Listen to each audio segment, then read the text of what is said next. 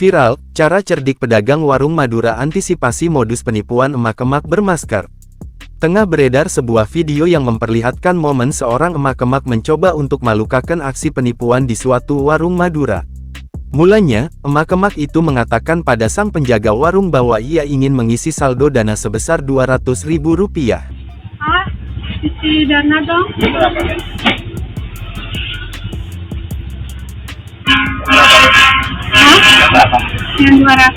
Usai menyebutkan nomor teleponnya, emak-emak itu beberapa kali menanyai perihal proses pengisian saldo tersebut.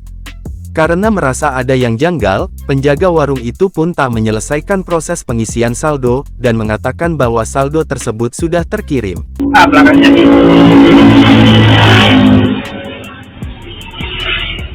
205. Emak-emak itu kemudian menyampaikan bahwa ia ingin minta uang pada seorang bapak-bapak yang sedari tadi menunggunya.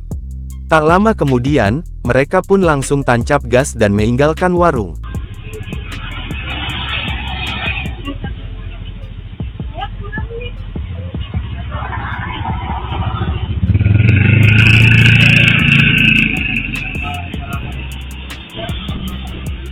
Kini, video itu pun viral usai diunggah ulang oleh banyak akun di media sosial. Netizen pun ramai meninggalkan komentar dalam unggahan tersebut.